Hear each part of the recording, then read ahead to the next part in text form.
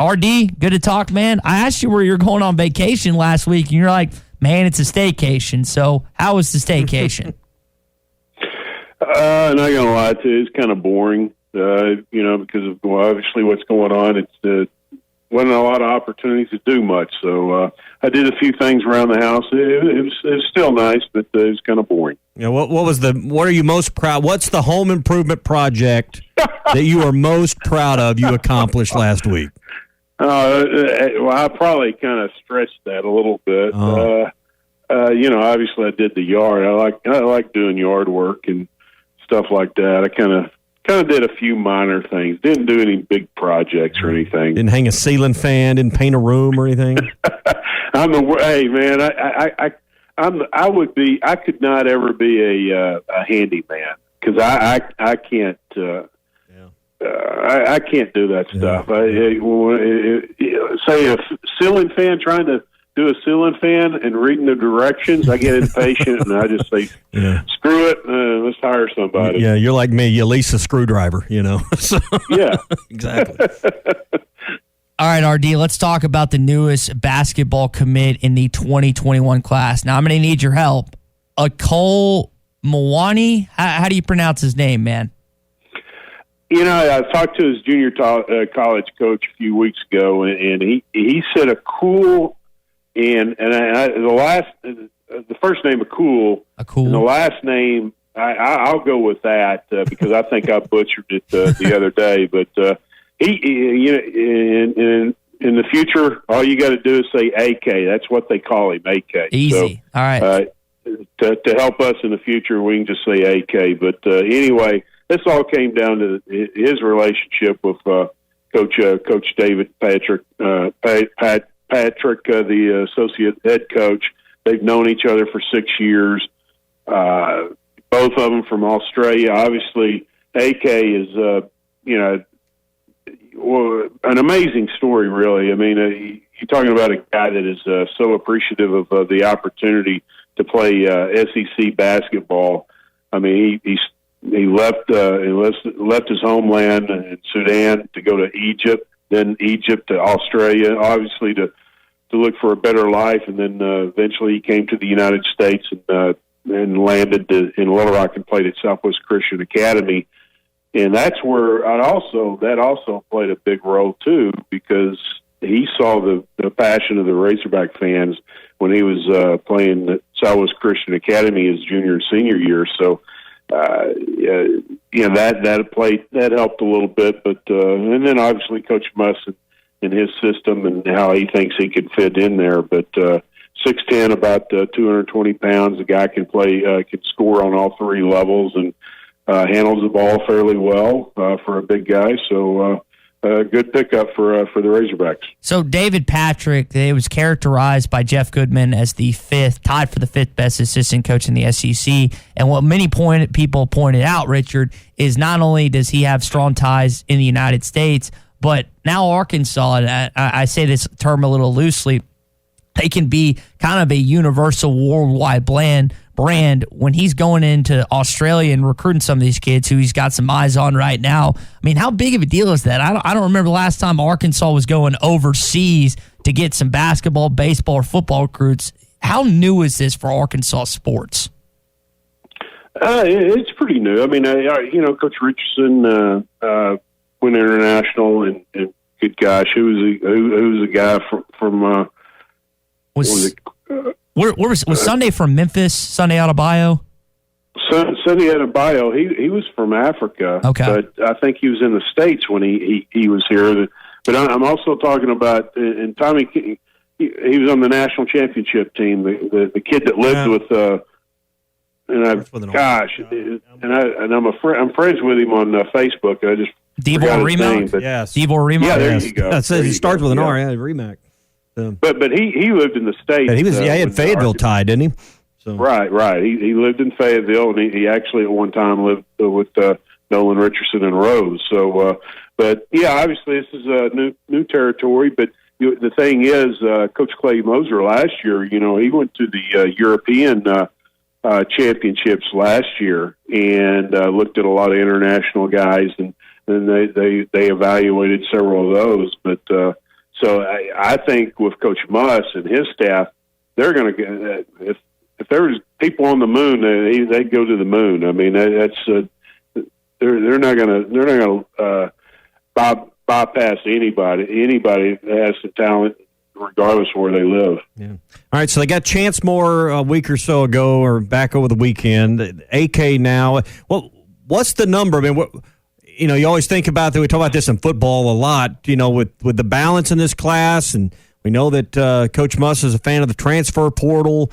How many do you think they're looking to sign, going particularly through the high school route, or what's the number to get this all balanced out when you kind of know they're heavy on juniors right now and got some great young freshman players?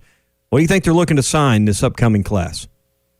That's a great story, and I think it remains to be seen. I mean, because they're still on some very good 21 kids too. So obviously, you want to keep your options open for the 22 class because it's such a strong in-state class, and you don't want to fill it there. So it's going to be a balancing act. If one of the other top 21 kids that want to come and say, Coach, I'm ready to come your way. I mean, it's hard to say no, but at the same time, we know that Coach Muss and his staff is very active in the transfer portal. So that's going to be interesting. I think I think they're not going to do too much more in the 21 class, but at the same time, I wouldn't rule it out either. What did you think about the social media presence with the coaching staff when Chance Moore signed? We saw some more videos yesterday. I thought the baseball bit with all the coaches pretending like they've hit one out of the park. I thought that was pretty neat as a kind of a not a secretive way, but a signal that hey, we've gotten a big recruit here. Yeah, and well, and I was talking to Chance's mom when they did that, and she was just laughing, and especially Coach Muss's. I didn't know he was a lefty, or maybe I would have to ask him on that from the plate. But the kids and the parents really pick up on that too, and kind of have fun. I mean, it's a fun time when you announce your commitment to a school. You and your family just so excited, and then when you see the coaches do something like that, it just kind of adds to it. It just kind of adds to that fun. So, and the fans obviously pick it up too, and I like the different ways of how they do it. Richard Davenport with us here on the Morning Rush. Richard, switching back to football real quick. When you look at the potential of the NCAA allowing Big Ten and Pac-12 players a transfer with immediate eligibility, is that something that you think Arkansas will try and take advantage of? You were talking about scholarships limitations earlier with basketball. What's going to happen for Arkansas football if all of a sudden all these Pac-12 and Big Ten kids hit the transfer portal? And forgive me, did they approve that? Because they have not. We have not seen anything about that. But Tommy and I were discussing the possibility earlier this morning. If that does occur, if they go along with that, how does that, Arkansas scholarship limits full, to my knowledge, could that change? They won't take kids off scholarship, will they? Man, I think, from what I understand, I mean, obviously the NCAA is going to have to come up with a decision on that, and I don't. They may protect the Pac-12 and the Big Ten a little bit, and may not allow that unless maybe you're a grad transfer or something. I don't know. I mean, I'm just thinking to myself. I have no idea what the NCAA is going to do.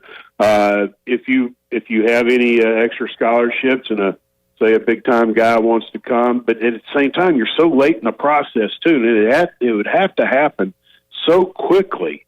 You know what I'm saying? Because they're about to start practice, and it's a very difficult situation. But obviously, if the coaches have see somebody that they really really like and they want to come, I mean, why not? I guess I don't know. Yeah. Well, here's what Tommy brought up earlier. Let's say that this ends up happening again. To people just hopping in here, it has not happened at this point.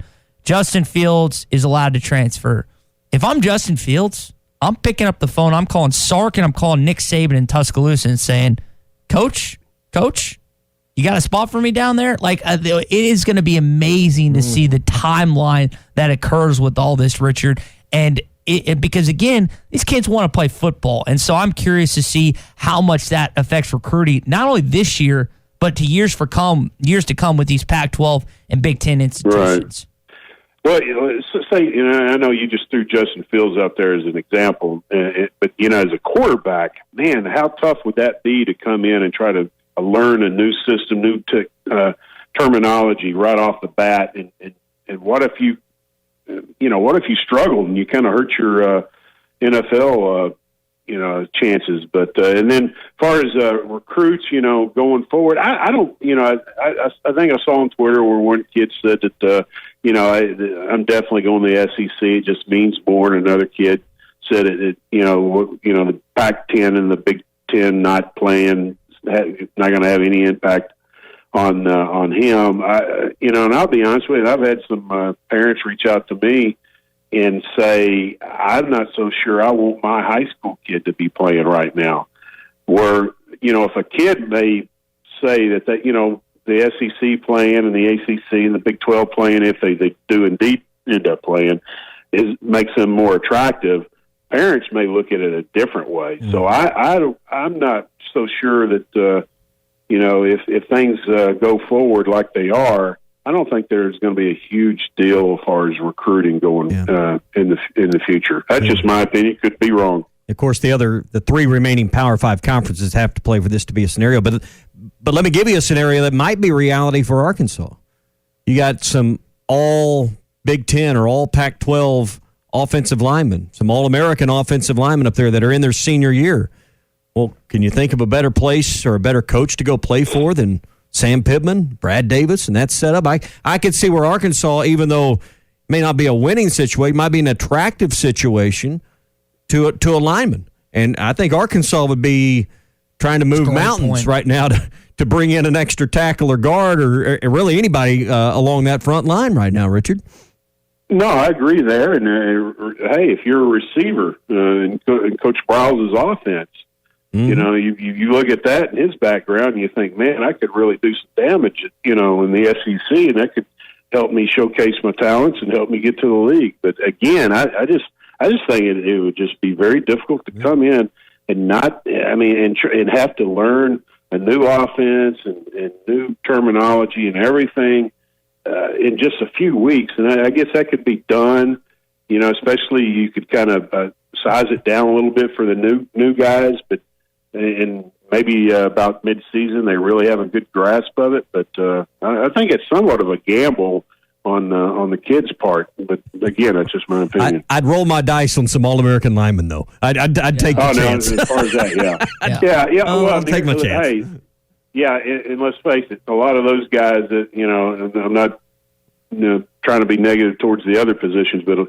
you always hear about how offensive linemen have to be some of the smartest and the sharpest guys on the field. So their ability to pick up on a new system and maybe even new way of fundamentals and how a coach wants to coach on the offensive line, I figure they could pick up a little quicker maybe. Yeah, for example, Richard, I know that Tyreek Smith is one of the stud defensive linemen, not only in the Big Ten, but of all college football out of Ohio State. Like, you would want, almost, not to say that Arkansas's stud player, their skill positions are the best in the country, but is it fair to say that you're pretty confident in those skill positions on offense, I guess? Like Tommy's talking about, if you're going to get a kid or two, you would think that Sam Pittman would want to go after trench players, right?